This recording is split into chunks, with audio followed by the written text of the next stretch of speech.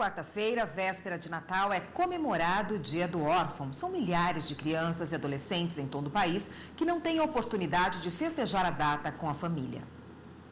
É no lar Bezerra de Menezes, fundado há quase 3 anos em Ceilândia, cidade próxima a Brasília, que essas 20 crianças vivem. Todas vieram para cá após determinação judicial da Vara da Infância e da Juventude. A maioria delas vítimas de violência cometida pelos próprios pais. Aqui são cuidadas por funcionários e voluntários, que se revezam dia e noite. Hoje o abrigo conta com apoio e doações de 200 parceiros.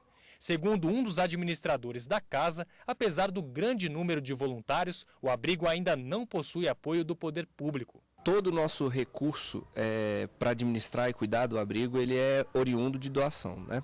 Então, todos os nossos valores que nós temos para manter essas crianças, manter a estrutura do abrigo para cuidar de 20 crianças mensalmente, são oriundos das doações dos parceiros, dos colaboradores que nos ajudam aqui. Sem eles, nós não teríamos como manter, né? Não temos uma partilha do governo, recebemos 0 em dinheiro do governo e toda a nossa manutenção é de particular, feita por pessoas particulares. Como forma de tentar proporcionar um futuro melhor a essas crianças, os administradores da instituição buscam inserir dezenas de meninos e meninas no processo de adoção. 12 menores já vivem com novas famílias. O problema, segundo a administração do local, é que muitas deixam de ser adotadas, devido ao excesso de burocracia. Nós procuramos agilizar ao máximo, com a parceria, o trabalho e o auxílio da Vara da Infância e da Juventude, os processos dessas crianças. Seja o processo de destituição do poder familiar, dos pais que não têm realmente condição de receber essas crianças novamente, ou que seja o processo de encaminhamento delas para o cadastro de adoção. Por isso, em datas comemorativas, os voluntários buscam formas de garantir diversão aos jovens. Nesta época de Natal, a comemoração é ainda maior. Elas passam a noite com as famílias dos integrantes da administração. Para saber um pouco mais sobre o processo de adoção no Brasil, o repórter Gabriel Ciafrei conversou com Niva Campos, que é a supervisora substituta de adoção da Vara da Infância e Juventude do Tribunal de Justiça do Distrito Federal. Parte dessas crianças que estão em abrigos de todo o país aguardam justamente por famílias que queiram adotá-las. E é sobre adoção que a gente conversa hoje com Niva Campos. Ela que é supervisora substituta da área de adoção da Vara da Infância e Juventude do Distrito Federal. Niva, quais são então as regras para se adotar uma criança ou um adolescente? Então, a pessoa interessada em adotar tem que ser maior de 18 anos, né? Ela deve procurar a Vara da Infância de sua cidade, onde reside, para poder se habilitar para adoção. O processo de habilitação para adoção é iniciado aqui no Distrito Federal por meio da Defensoria Pública, pode procurar a Defensoria Pública, vai peticionar ao juiz a sua habilitação. O juiz vai determinar que a pessoa seja inserida no programa de preparação, que tornou-se obrigatório com a nova legislação, e que seja realizado o estudo também psicossocial com as famílias interessadas em adotar. Após esses procedimentos todos, a autuação desse processo e realização de estudo e o programa de preparação, o processo vai ser apreciado pelo juiz e, se deferida, ela estará habilitada para adoção. E aí ela vai aguardar uma criança de acordo com o perfil que ela estabeleceu durante esse processo de preparação e de estudo, né? Uma criança ou um adolescente, é meio difícil alguém se habilitar para adotar um adolescente, mas seria possível, né? A adoção ela só pode ser feita mediante decisão judicial? Sim, a adoção é um processo legal, tá? Essa adoção que eu acabei de descrever é aquela adoção via cadastro. Existem as adoções dentro da própria família, aí essa não é via cadastro, mas sempre haverá um estudo psicossocial relativo àquela adoção determinado pelo juiz, e é o juiz que vai decidir se se aquele procedimento está correto, né? Se aquela adoção realmente deve ser concretizada ou não. O que acontece com os pais adotivos que desistem ou então abandonam as crianças? Por isso que é muito importante pensar bem antes de dar esse passo da adoção, porque a adoção é uma medida irrevogável, não tem retorno.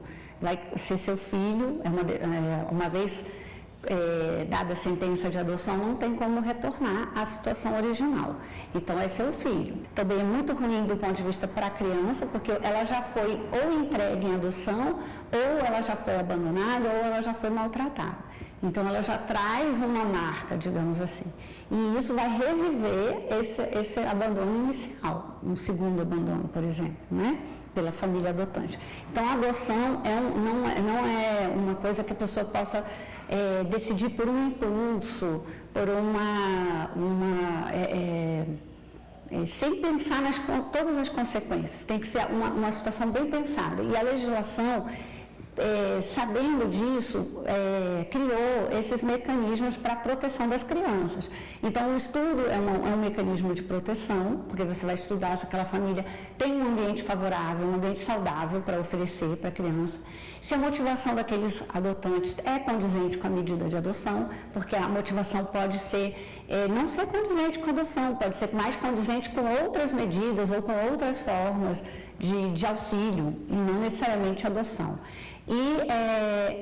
A preparação também vai auxiliar o próprio adotante a fazer essa autoanálise, porque ele está tomando uma decisão que vai ter uma consequência para sempre na vida dele, né?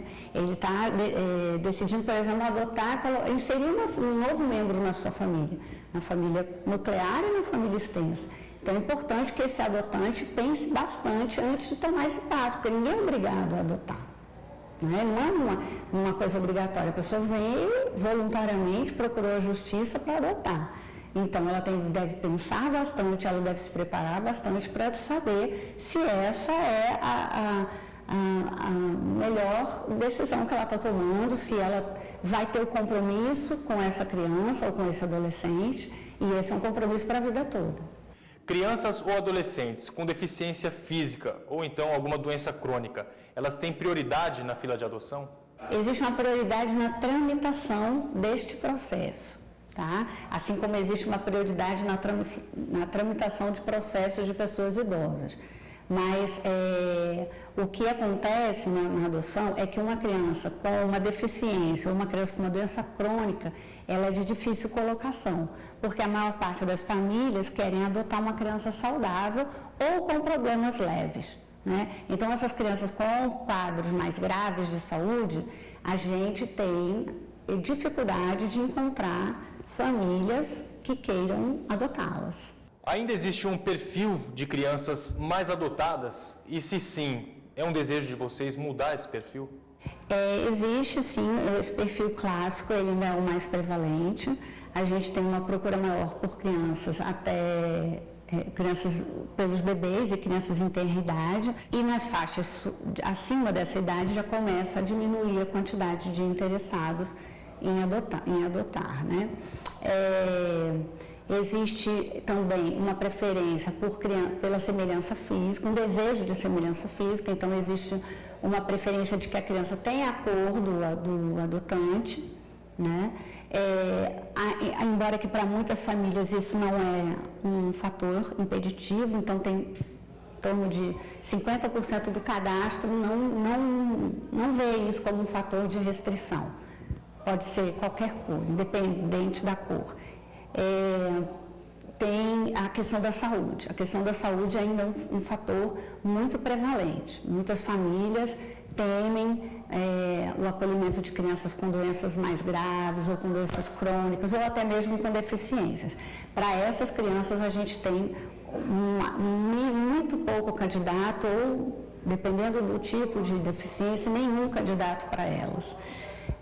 Então, esses fatores, idade, saúde e quantidade de crianças são fatores que dificultam, às vezes, a colocação de algumas crianças. É importante diferenciar os órfãos de outras crianças de abrigos e também nem todas estão disponíveis para adoção, né, Niva?